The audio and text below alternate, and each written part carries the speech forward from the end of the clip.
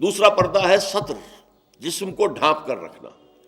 مرد کے لیے ستر کا حصہ کچھ اور ہے، عورت کے لیے پورا جسم ستر ہے۔ مرد کے لیے عورت کا پورا جسم ستر ہے، سوائے چہرے کی ٹکیا کے اور ہاتھوں کے اور پاؤں کے۔ پھر ہے حجاب، اگر مسلمان عورت گھر سے باہر نکلتی ہے یا کہیں گھر کے اندر بھی کوئی نامحرم آتے ہیں تو ان سے پھر چہرے کا پردہ بھی لازم ہے۔ محرم کون ہے؟ محرم وہ لوگ ہوتے ہیں کہ جن سے کسی بھی حالت میں کبھی بھی نکاح کا کوئی امکان نہ ہو۔ باپ سب سے بڑا محرم ہے، ظاہر بات ہے کہ کچھ بھی ہو جائے بیٹی کا اور باپ کا نکاح نہیں ہو سکتا۔ بھائی ابدی محرم ہے، اس کے درمیان، ان دونوں کے بہن بھائی کے درمیان رشتہ نہیں ہو سکتا۔ البتہ ایک شکل یہ ہے کہ ایک بہن اس وقت کسی بہنوئی کے گھر میں ہے، لیکن یہ کہ اگر اس بہن کا انتقال ہو جائے تو دوسری بہن سے اس کا نکاح ہو سکتا ہے، لہذا وہ نامحرم شمار ہوگا، وہ محرم نہیں ہوگا۔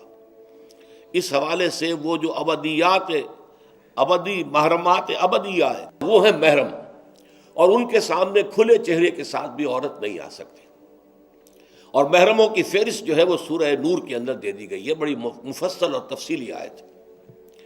اور چوتھا پردہ یہ ہے کہ معاشرہ غیر مخلوط ہو، مرد و زن کے مابین اختلاط نہ ہو، مخلوط مجالس نہ ہو، دفتروں میں مل جل کر کام نہ کیا جا رہا ہو، اور کہیں کہیں کارخانے میں شانہ بشانہ کھڑے ہو کر کام نہ کیا جا رہا ہو، نہیں، یہ معاملہ غلط ہے۔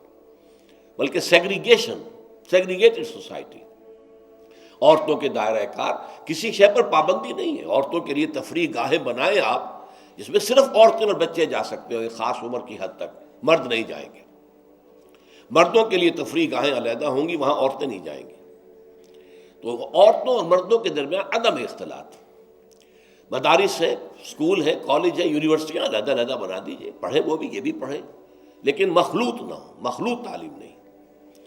تو یہ جو ہے غیر مخلوط معاشرت، یہ در حقیقت اسلامی معاشرے کا سب سے بڑا امتیاز ہے، سب سے بڑا علم ہے، سب سے بڑا شعار ہے۔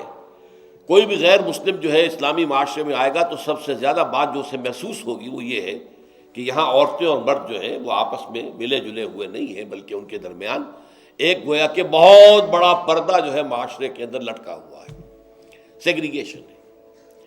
باقی یہ ہے کہ ستر سے آگے جسم جو ہے وہ صرف زوجین کے سامنے کھلے گا، مرد کا ستر صرف بیوی کے سامنے کھلے گا، یا ڈاکٹر اگر کوئی سرجری کرنی ہے تو ظاہر بات ہے کہ اس میں وہ پردہ نہیں ہوگا۔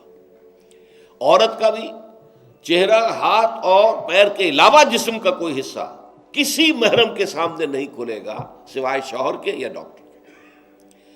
یہ سارا جو تفصیلی نظام دیا گیا ہے، اس کا ہدف کیا ہے کہ یہ مرد اور عورت کے درمیان جو کشش اللہ نے رکھی ہے، زبردست کشش، یہ کشش اگر نہ ہو تو تمدن کا یہ ہنگامہ ہی نہ ہو، شادیاں لوگ کریں ہی نہ، اور لوگ جو ہیں یہ مشقتیں اور یہ مصیبتیں جھیلیں ہی نہ۔